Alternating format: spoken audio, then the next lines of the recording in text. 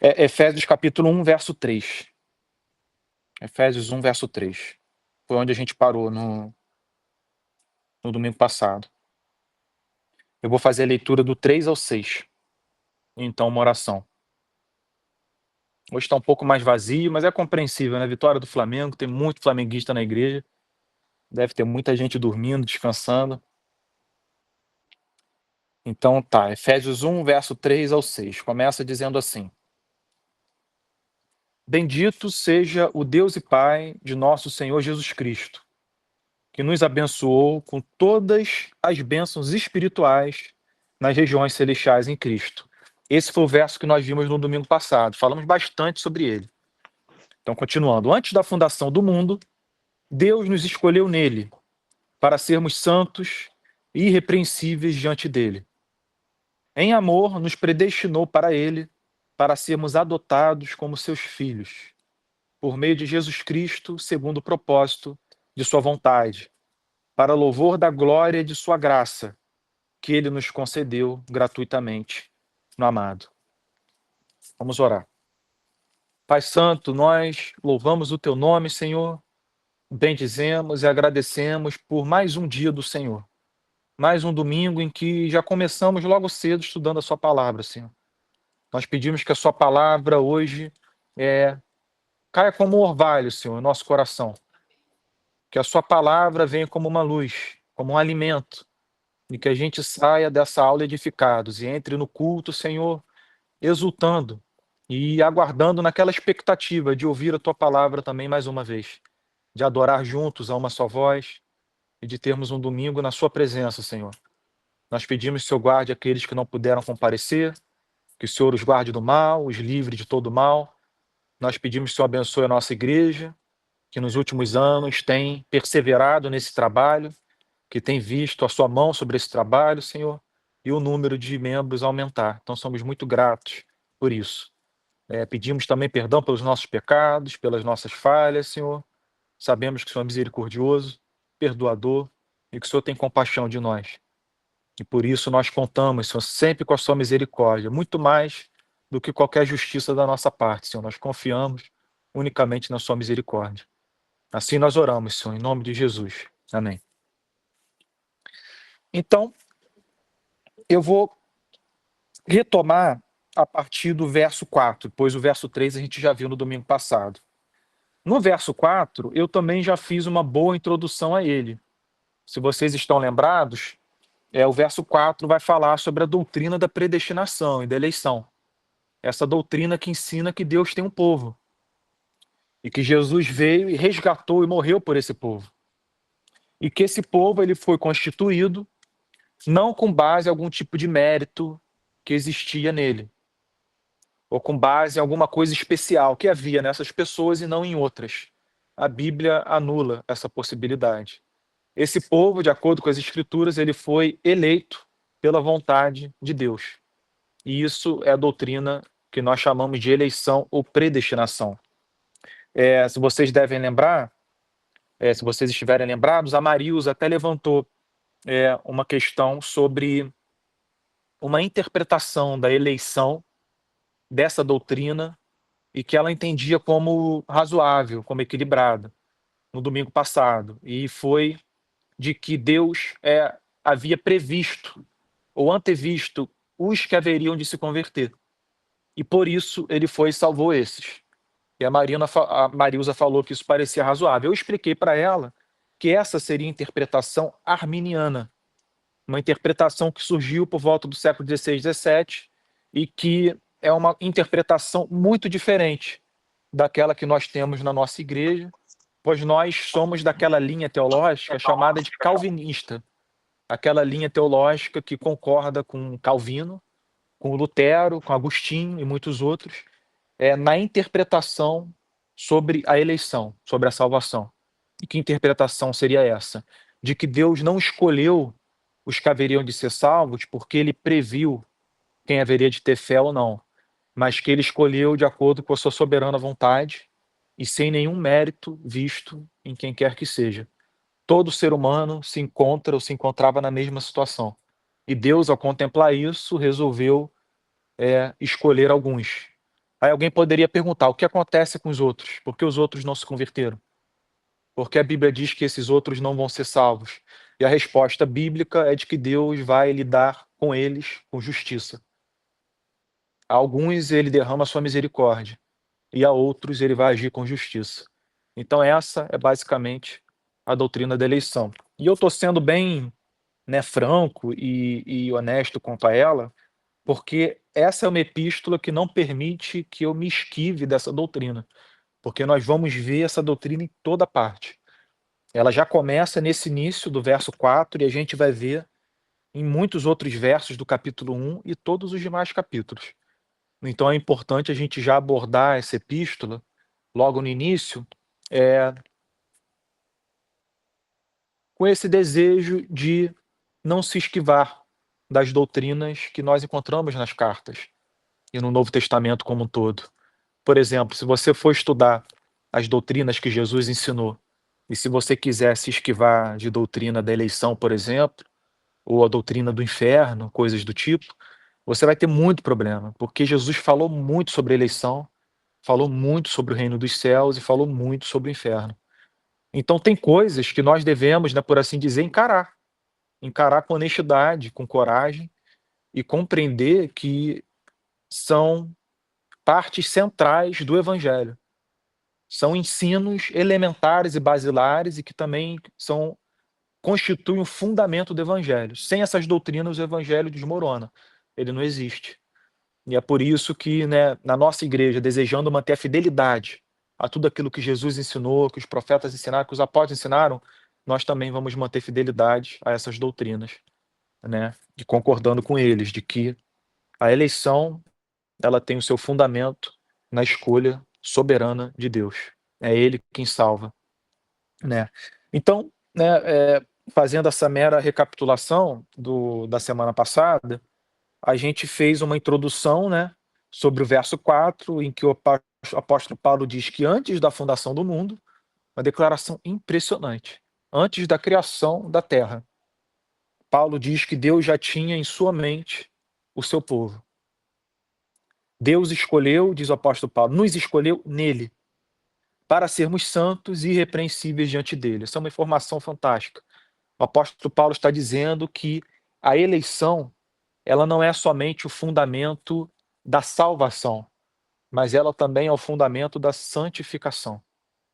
Deus escolheu aqueles aos quais ele apontou para esse processo de santificação, uma espécie de amadurecimento, em que ano após ano, mês após mês, semana após semana, o Espírito Santo vai trabalhar no nosso interior.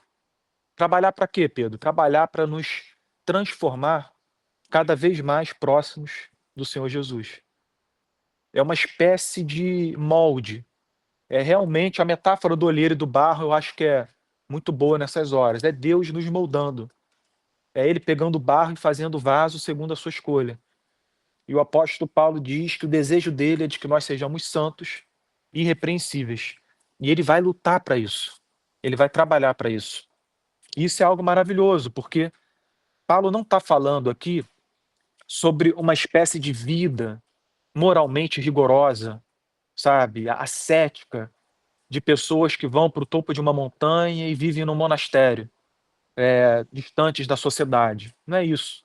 É, é, é é a gente ser luz e sal no meio da sociedade, luz e sal no mundo. Ninguém pega e acende uma lâmpada e coloca debaixo da cama, mas coloca numa mesa, de modo que ilumine todo o quarto. E ninguém edifica uma cidade num vale. A cidade é edificada no topo de uma montanha, para servir de refúgio, para que todos possam enxergá-la à distância, e para que ela fique distante dos vales, pois os vales eram perigosos no passado. Os topos das montanhas eram o lugar de segurança. Era o lugar que você se prevenia de inimigos, desastres naturais, animais selvagens. Jerusalém era uma cidade no topo do monte, do Monte Sião. Então, eu estou fazendo essa digressão só para mostrar para vocês que o desejo do nosso Deus não é de que nós sejamos separados da sociedade, mas que nós sejamos um povo separado dentro da sociedade. Um povo santo que vai viver lado a lado com aquele que não ama Deus. que não ama Jesus e que muitas vezes tem um antagonismo, uma grande indiferença com o evangelho. E é nesse meio que a gente deve ser luz no meio das trevas. Então, antes da fundação do mundo, Deus nos escolheu nele para sermos santos e irrepreensíveis diante dele. Diante dele. Verso 5. Em amor, nos predestinou para ele, para sermos adotados como seus filhos, por meio de Jesus Cristo, segundo o propósito de sua vontade. Vamos parar por aqui e eu vou para o verso 6 logo em seguida. Então, mais uma vez, o apóstolo Paulo enfatiza a eleição. Isso não pode ser passado sem atenção. Isso não pode passar despercebido por nós, porque o apóstolo Paulo, ele nunca se repetia sem propósito. As ênfases na Bíblia, elas são muito importantes. Eu nunca vou me esquecer de uma declaração do pastor Jonathan Edwards, do século XVIII, que viveu lá no território de Massachusetts, nos Estados Unidos, num tempo onde os Estados Unidos era chamada Nova Inglaterra. Ainda não havia ocorrido a independência americana. E Jonathan Edwards, que viveu nesse século XVIII, ele dizia o seguinte: nós devemos insistir muito naquilo que a Bíblia insiste muito. E nós não devemos inverter a ordem pela qual nós insistimos muito naquilo que a Escritura insiste pouco. E insistimos pouco naquilo que a Escritura insiste muito. A ordem correta e mais equilibrada a ser seguida é da atenção dobrada com aquilo que a Escritura deposita muita ênfase. E aqui o apóstolo Paulo repete essa doutrina. Por que ele repete? Ele entendia que ela é a base da nossa segurança. Ela é a base da nossa esperança. Ela é a base da nossa paz.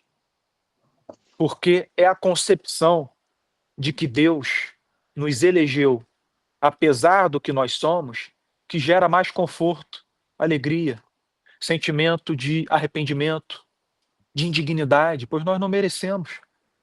É essa doutrina que gera mais mansidão, longanimidade. É essa doutrina que vai fazer com que a gente viva melhor com os de fora.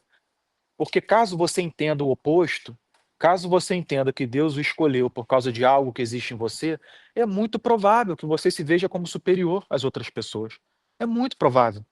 E você pode se ver imerso, sem perceber, num profundo legalismo, em que você está sempre julgando o próximo, mesmo que no seu interior, você está sempre julgando o próximo e dizendo como aquele fariseu, na parábola que Jesus contou: ó Pai, graças te dou, porque não sou como esse publicano.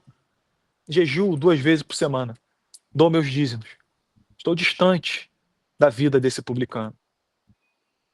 O nosso dever deve ser justamente o oposto. É de ter o espírito, o coração, o entendimento do publicano, que com vergonha de levantar o rosto aos céus, olhava para baixo e batia no peito, dizendo: Senhor, seja propício a mim, porque eu sou pecador. Então vocês percebam que a doutrina da eleição,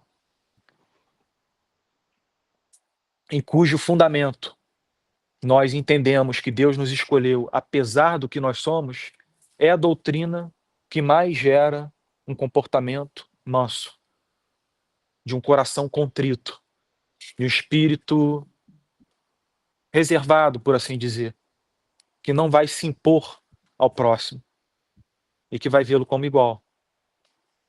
Então o apóstolo Paulo repete essa doutrina e diz que em amor Deus nos predestinou para ele. Ou seja, não foi um sorteio. A eleição não é fruto de uma mega cena da vida. A eleição ela é fruto do amor de Deus. Deus contemplou a nossa condição, a nossa situação e nos viu com mais profundo amor e compaixão. E por causa dessa compaixão, ele resolveu nos alcançar. Ele se recusou a nos ver afastados dele por toda a eternidade, distantes da comunhão com ele. E por isso o apóstolo Paulo repete: em amor, nos predestinou para ele, para sermos adotados como seus filhos. Mais um ponto fantástico, importante, pois o objetivo da eleição é esse. Não é somente de que Deus vai nos salvar e daí nós seguimos nossas vidas em diante. Deus nos salvou para nos aproximar. para nos transformar em membros da sua própria família. Pedro, o que significa Deus nos adotar como membros da sua família? Significa que nós agora, por causa de Jesus, somos coparticipantes da natureza do Senhor Jesus. Coparticipantes. O cristão, ele não é alguém que vive uma vida melhor do que os demais. Ele não é alguém que acerta mais do que erra. Ele é alguém que passou por uma profunda transformação. E essa transformação significa uma nova natureza que lhe foi concedida. Ele tem novos sentimentos, ele tem um novo entendimento, ele percebe as coisas diferentes agora. Ele tem uma relação diferente com a natureza. Ele percebe a mão de Deus em cada parcela da natureza, nas cores de um cãozinho, no olho claro do ser humano ou no olho escuro, na cor da pele, na diversidade, no nascer e no pôr do sol, na chuva, nos rios, nos mares, na beleza das praias, das montanhas. O cristão percebe as digitais de Deus e o seu amor em toda a criação. E ele fica ainda muito mais emocionado quando ele percebe que Deus o criou à sua imagem e semelhança. Que diante de toda essa beleza que nós podemos observar na criação, excede e muito mais a importância do ser humano, que tem muito mais valor para Deus do que a montanha, do que a matéria, do que o sol e a terra. Então isso o encanta. Deus o inseriu numa nova espécie de vida. As coisas velhas se passaram, tudo se fez novo. Ele tinha um coração de pedra, esse coração foi transformado em carne. O cristão, ele era, antes da sua conversão, como a visão de Ezequiel, aquele vale de ossos secos, e que Deus diz a ele, profetiza para esse vale, profetiza, e ele começa a pregar, e de repente os ossos começam a ressuscitar, e você tem ali uma grande multidão. Todas essas metáforas, elas dizem respeito à transformação da regeneração, de Deus concedendo vida a quem não tinha vida espiritual com ele. Por isso que o apóstolo Paulo diz, no capítulo 2 de Efésios, a gente vai ver isso daqui a algumas semanas. Ele diz no verso 1, ele lhes deu vida quando vocês estavam mortos em suas transgressões e pecados. É isso. Conversão, regeneração é vida sendo concedida a nós. Nunca esqueçam disso, porque, usando as palavras do pastor Martin Lloyd Jones, pastor inglês do século XX, que faleceu em 81, se eu não me engano, 1981, ele dizia o seguinte, um dos principais problemas que eu vejo, disse ele, em gabinete, ao lidar com os membros da minha igreja, são problemas que dizem respeito à interpretação precária que muitos têm do que é o cristão. Muitos não entendem a grandiosidade dessa transformação por trás desse nome, cristão. Muitos não compreendem. E o Martin Lloyd Jones, ele percebeu em seus atendimentos em gabinete de que muitos viviam uma vida infeliz porque não entendiam a riqueza do chamado do evangelho, a riqueza, a grandiosidade da transformação. A gente vai ver mais à frente, nos versos seguintes, de que o apóstolo Paulo, ele faz de tudo para lembrar os efésios da grandiosidade do chamado de Deus sobre a vida deles. Era do mais profundo desejo do apóstolo Paulo de que essa igreja compreendesse a riqueza, sabe, que Deus havia reservado para eles. A riqueza da transformação, a riqueza das promessas. É algo muito grandioso e que deveria fazê-los exultar de alegria. Então, muitos cristãos vivem uma vida infeliz, pois não têm compreensão dessa riqueza. Eles não se preocupam em compreender o que é o cristão, o que difere o cristão do não cristão. O que é aquele que recebeu graça e aquele que não recebeu. O cristão que não compreende essas coisas vai necessariamente deixar de ver excelência nelas. E ao deixar de ver excelência nelas, ele vai viver essa vida, muitas vezes, triste, se arrastando, lamentando. É como um filho que recebeu uma herança e que desconhece o que lhe aguarda. Mas continuando. Em amor, nos predestinou para ele, para sermos adotados como seus filhos, por meio de Jesus Cristo. A gente nunca deve esquecer disso. Esse foi o meio porque era o único meio. Era a única forma. O Filho de Deus não veio ao mundo para um passeio. Ele não foi uma opção entre outras. Ele foi a única opção. Como foi um membro da nossa raça que pecou, que se desviou do Criador, era necessário que, para a nossa redenção, um outro membro da nossa raça fosse reconciliado. E Jesus fez em nosso lugar, para o nosso favor. Então a gente nunca deve esquecer que tudo isso vem por meio de Jesus. O apóstolo Paulo, ele sempre lembra que toda riqueza, sabedoria, qualquer tipo de dom e dádiva que nos é concedido é através do Senhor Jesus. Ele chega ao ponto de dizer em Colossenses e que em Cristo estão ocultos todos os segredos da sabedoria e do conhecimento. Ele diz isso à igreja de Colossenses. Então aqui o apóstolo Paulo nos lembra, por meio de Jesus Cristo. E olha o que ele diz em seguida. Segundo o propósito de sua vontade. É um Deus que faz tudo de acordo com o conselho da sua própria vontade. Ele não precisa de alguém que o instrua, de alguém que opine. Ele haverá sempre de escolher o caminho mais excelente para as nossas vidas. Deus não toma atalhos. Tudo o que ele faz para com as nossas vidas, ele haverá de fazer através do meio mais excelente, através do meio que é consistente com seu próprio caráter, que é perfeito, cujas virtudes são absolutas, eternas. Então ele sempre haverá de escolher o caminho mais excelente. E esse foi o propósito de sua vontade na eleição. Foi agradável a Deus eleger a igreja, escolher o seu povo. Não é à toa que o Senhor Jesus diz aos discípulos, num determinado momento, ele diz, não temam, ó pequenino rebanho, pois foi do agrado do Pai conceder-lhes o reino. Então Jesus estava sempre tentando lembrar aos discípulos de que era agradável ao Pai ter derramado a sua graça, a sua misericórdia sobre a vida deles. É do agrado. O Pai não fez com uma mão encolhida. Ele não fez com reservas. O Pai fez entregando e derramando todo o seu amor. Então o apóstolo Paulo tenta lembrar os Efésios disso também. E aí ele diz, por meio de Jesus Cristo, segundo o propósito de sua vontade, para louvor da glória de sua graça. Eu não sei se vocês perceberam até aqui, mas se vocês repararem, parece que o apóstolo Paulo ele fica tentando sacar palavras cada vez superiores. Eu não sei se vocês repararam. Ele fica tentando elevar as definições, porque olha o que ele diz aqui. Propósito de sua vontade para louvor da glória de sua graça. Para louvor da glória de sua graça. Não parece uma espécie de redundância, de um tipo de repetição? É como se ele tivesse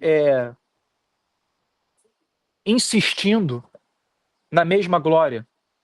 O problema é que o que ele está fazendo aqui é como se fosse tentando escalar a excelência, a grandiosidade desse propósito de Deus. E ele parece que vai se perdendo, ele carece de palavras para definir isso. A gente está só no início dessa epístola e ele já está usando superlativos que parece que são ápice, sabe, de um raciocínio. Mas é porque é tão grandioso que ele já inicia a epístola em êxtase. Ele já inicia a epístola usando superlativos e tentando explicar para essa igreja a grandiosidade do propósito de Deus. A gente vai ver que ele escala mais ainda nesse raciocínio. Ele não para de usar termos e palavras, sabe, que são assim por demais excelentes. Ele não economiza definições e adjetivos aqui nessa epístola. Ele realmente se eleva a grandes alturas. E esse é um dos motivos dessa epístola ser tão diferente das demais. O apóstolo Paulo ele carece de palavras e expressões aqui para mostrar a grandiosidade. Então ele diz, para louvor da glória de sua graça. O que isso significa? O que significa é que dentro do propósito de Deus, em eleger a igreja, salvá-la e alcançá-la através da sua graça redentora, ele tem como objetivo de que ele mesmo seja glorificado. De que lá na frente, no fim da história, após tudo ter se concluído, e nós contemplarmos ele face a face, e todo esse mundo de trevas, de pecado, de destruição, de morte passar, nós vamos olhar para trás e vamos dizer, Senhor, graças te damos, pois o Senhor agiu conosco através de toda a sua sabedoria. Ela é grandiosa. Nós não compreendíamos naquele tempo o que o Senhor estava fazendo, mas hoje, olhando para trás, tudo que nós temos que fazer é louvá-lo, porque foi tudo excelente demais. Então é isso que ele está dizendo, é para louvor da glória de sua graça. É uma graça gloriosa e que haverá de ser louvada por todos aqueles que o Senhor alcançou. É simplesmente fantástico. É basicamente o que a gente vê em Apocalipse. Se vocês pararem para ver as descrições das visões de João naquele livro, né, chamado Revelação, é ele constantemente vê arcanjos, querubins, anjos, os eleitos vestidos de branco e todos adorando o Senhor. Ele chega ao ponto de dizer que os arcanjos e os querubins, eles adoram o Senhor dia e noite, sem cessar. Por quê? Porque eles estão contemplando isso. Eles estão contemplando a glória da graça de Deus. A única diferença entre nós e esses seres celestiais é que nós temos um tipo de impedimento. Nós não podemos contemplar a graça de Deus nesses termos, porque nós ainda estamos nesse mundo. O pecado ainda habita em nós. Nosso corpo não é um corpo adequado para se encontrar no reino de Deus e adorá-lo, vê-lo face a face. Mas Deus tem reservado para nós um dia em que nós teremos novos corpos, onde haverá novos céus e nova terra, onde nós receberemos um novo louvor, um novo conhecimento, poderes, imortalidade. E assim, nesse estado, nessa constituição, nós haveremos de adorá-lo como ele é digno de ser adorado. E veremos de contemplá-lo não mais por espelho, mas face a face. Então a única diferença entre nós e esses seres celestiais é isso, eles possuem outro tipo de corpo. Eles se encontram num lugar onde eles estão separados do pecado. E a promessa de Deus para as nossas vidas é que nós vamos encontrá-los um dia. Nós haveremos de viver com eles. Para louvor da glória de sua graça. E para finalizar, esse verso 6, que ele nos concedeu gratuitamente no amado. A graça é isso, é um presente, é uma dádiva. O evangelho, ele não é uma lei imposta aos seres humanos, ele é um chamado. Esse chamado é uma bênção. Deus não exige nada da nossa parte. Não há nada que nós possamos levar em nossas mãos que seja aceitável aos olhos dele. O que ele requer de nós, ele mesmo ofereceu. Foi uma vida perfeita, um preço pago pelo pecado. E foi o que Jesus fez. Por isso que é gratuito. É bom demais para ser verdade, alguns diriam. O problema é que o evangelho é isso. É bom demais. E é verdade. É gratuito. Então a gente nunca deve perder isso de vista. Porque o que mais vai lançar as pessoas em confusão, em práticas religiosas duvidosas, o que mais vai fazer com que pessoas sejam escravas de falsos profetas, vendedores de sonhos, de milagres, de pessoas que exigem dízimos altos, que constroem impérios religiosos, templos de Salomão, de 700 milhões de reais. O que mais vai fazer pessoas caírem nas garras dessa gente é a compreensão precária da gratuidade do evangelho.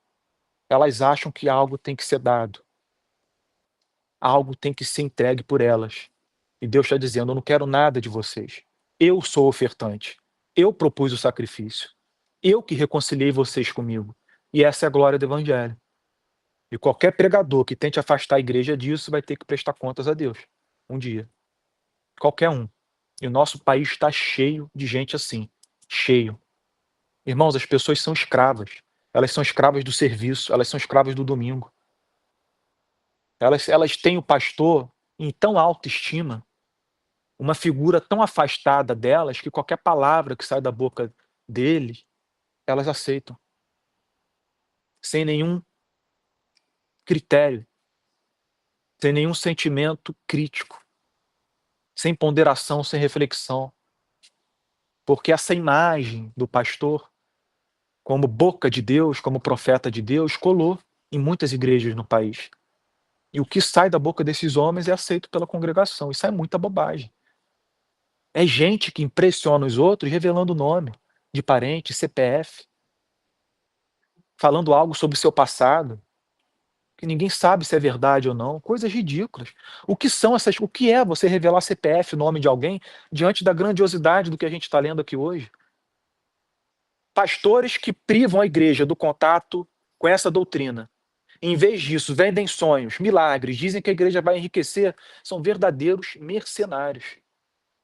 Eles estão deixando uma riqueza inestimável para brincar com brinquedos, para enganar pessoas como os insetos são enganados por uma lâmpada. São atraídos por ela, até o ponto de morrer e caírem no chão. Eu sei que a metáfora pode ser indelicada, mas, irmãos, o que eles fazem é muito sério. O que esses homens fazem é muito sério.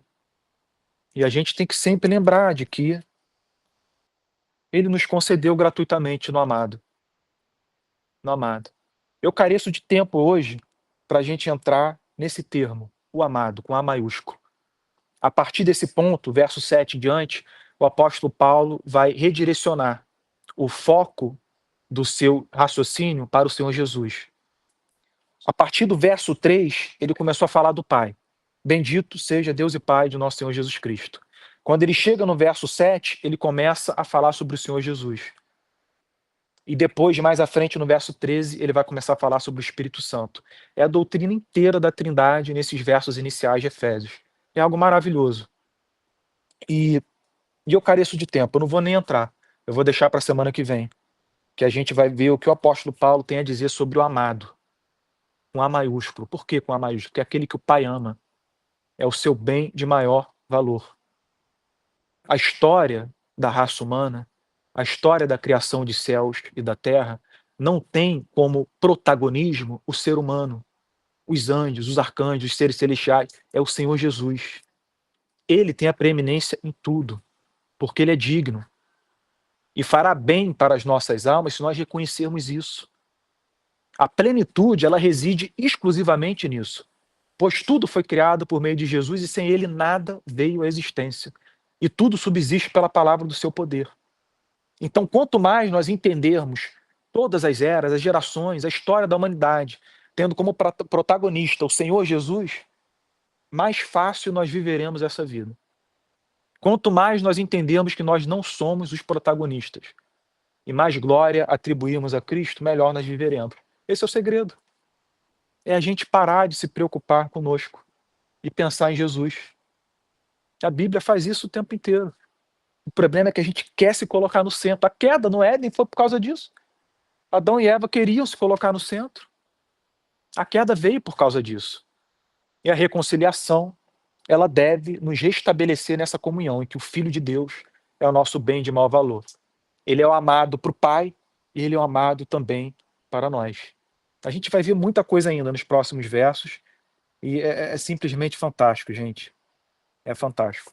Eu vou parar por aqui e vou abrir para vocês também participarem antes da gente encerrar. Alguém gostaria de complementar, tirar alguma dúvida? Alguém de casa? Oi, Márcio, querido, pode falar. Você falou que o evangelho não é uma ordem, mas confesso que antigamente eu tinha sentido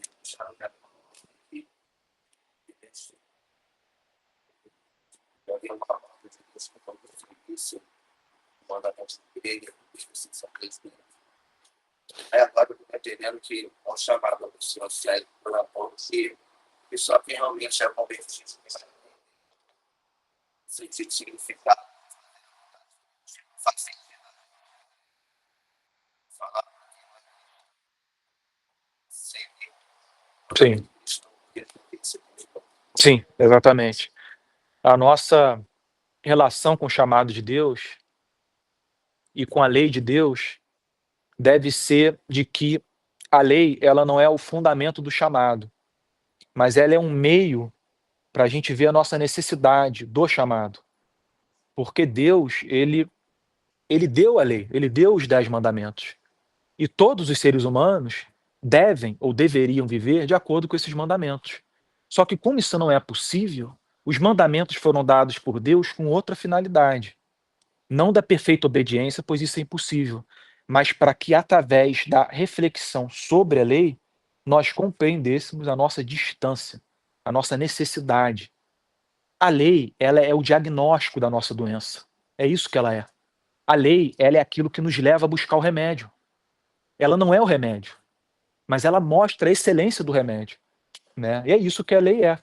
Então, percebam que é muito delicado. Se o pregador, ele não souber, na pregação, apresentar o evangelho como esse convite, essa coisa gratuita, e se ele confundir a congregação e a congregação entender que é uma espécie de lei, e quer observar essa lei, a congregação se torne algo especial, superior ao mundo, isso é um problema sério, sabe? É uma receita de legalismo, de farisaísmo, de confusão, que a gente viu no Antigo Testamento, no Novo Testamento, na Idade Média, com a Igreja Católica, com uma série de seitas, porque as pessoas, elas tiveram uma relação e uma compreensão muito ruim da lei, muito ruim. A lei não teve o efeito que deveria ter sobre a vida dessas pessoas.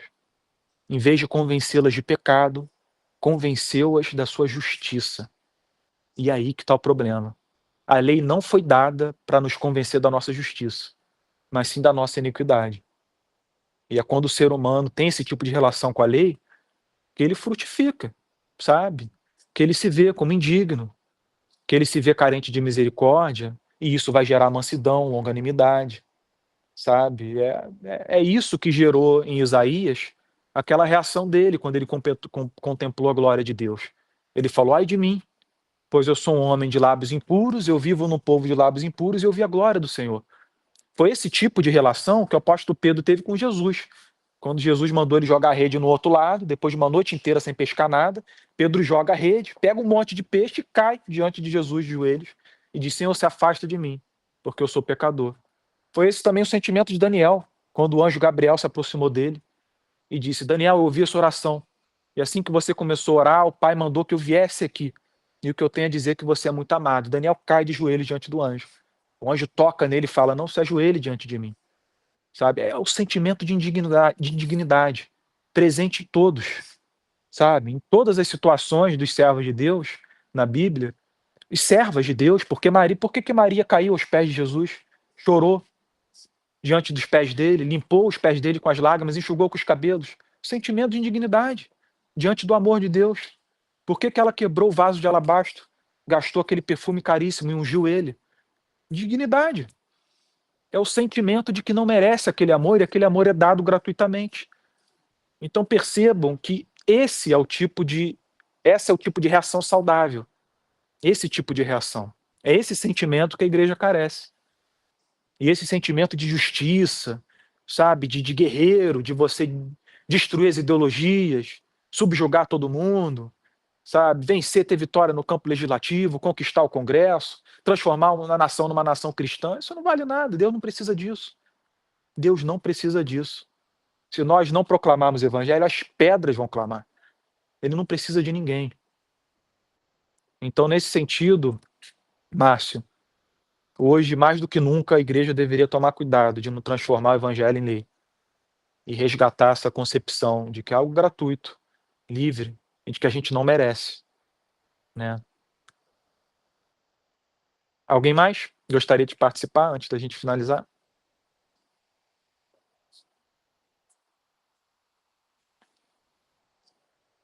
Não? Bem, então vou encerrar, pessoal, porque são 10h10, para dar tempo da gente tomar um café, comer o pãozinho que a Rosane comprou pra gente. E semana que vem a gente se vê. Vamos dar continuidade a partir do verso 7 em diante.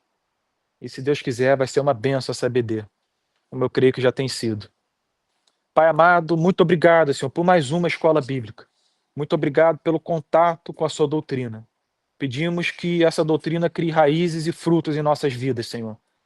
E esteja conosco esse domingo, durante o louvor, a pregação, que a gente vá para o culto nessa expectativa de que o Senhor falará aos nossos corações. Assim nós oramos, em nome de Jesus. Amém. Gente, obrigado pela participação de todos, vocês aí de casa também. Essa aula vai ser gravada e logo mais a Aninha vai disponibilizar para a gente, tá bom? Um abraço grande em vocês, queridos.